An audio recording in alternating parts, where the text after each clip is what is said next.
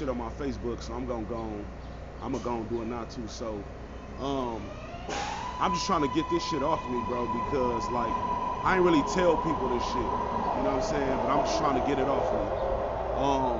Like uh, even before that happened, right? So, I remember this situation like it was yesterday, and nigga, it's so vivid. Like I can literally, I remember the house. I remember everything about it. So I was probably like, this was before they tried to force the sex offender shit on me.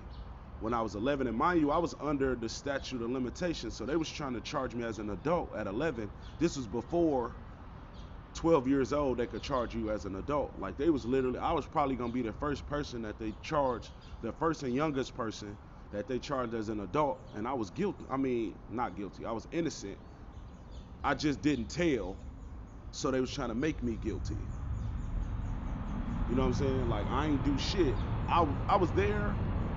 I know who did what. I don't know if they did more than they did, but I just didn't tell them. You know what I'm saying? I stopped it and I ain't telling them. I felt like I did what I was supposed to do, so I ain't need to tell.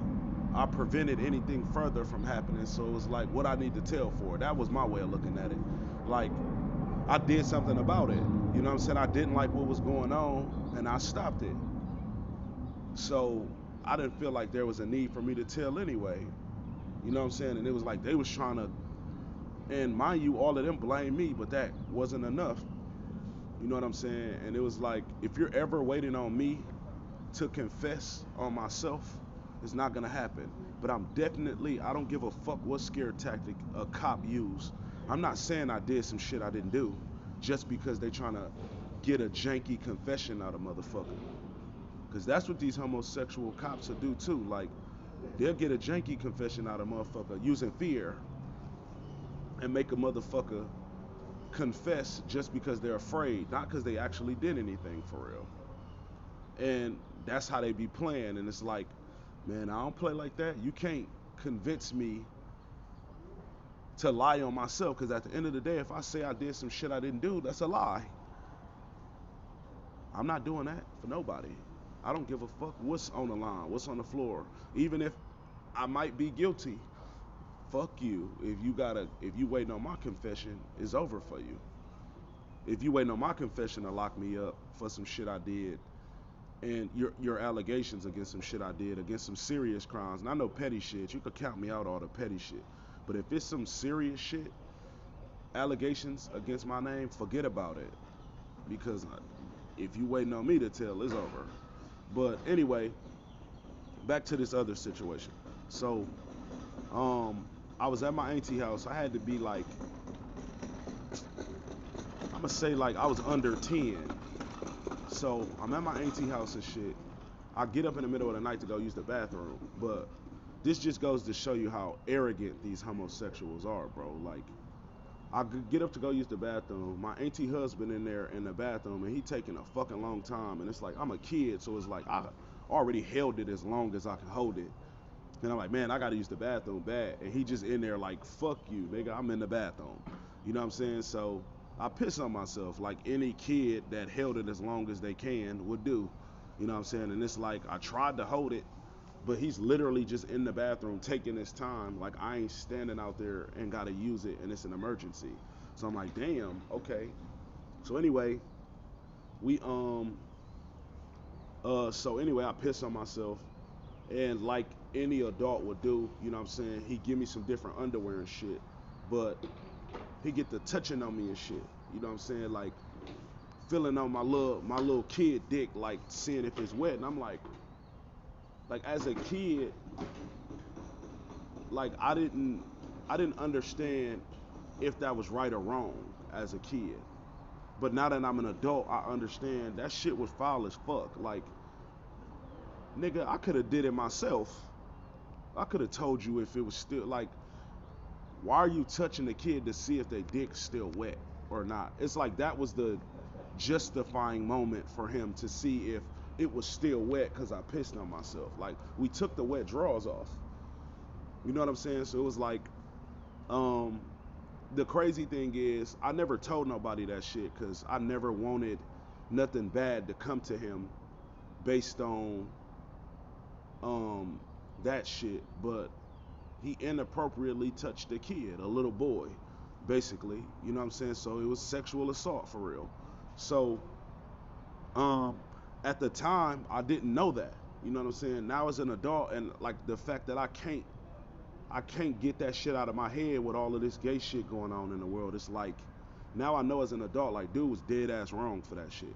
You know what I'm saying? And it was like the crazy thing is though, other than that one isolated incident, like I heard of things that I heard the allegations and shit that he supposedly did to like other kids in our family and shit. And it was like, um, I damn near knew they wasn't lying because I know it happened to me. I just never told nobody that it happened to me. You know what I'm saying? So, um, other than that one incident, I hold you, I swear to God, like this man was the epitome of an uncle, like the best uncle I ever had.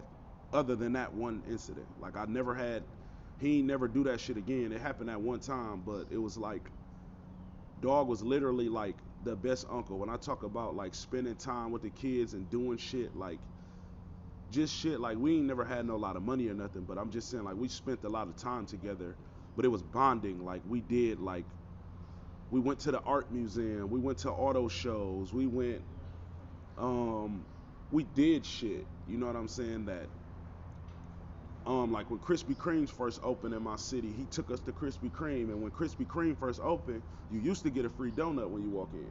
So it was like that shit was an experience for us. Like, you know what I'm saying? He did shit with the kids, or he'll come get us, and you know what I'm saying? We did shit. You know what I'm saying? We did bonding family shit, and it was like that was my only, uh, like the only like family oriented shit I did was with dog because he was real into that, like spending time with the kids, like making brunch and making food together and shit. Like it was shit like that, you know what I'm saying? So it was cool other than that one incident, but it was like now that I'm older, it's just like I gotta get this shit off me because I keep thinking about that shit because I know now that shit was wrong.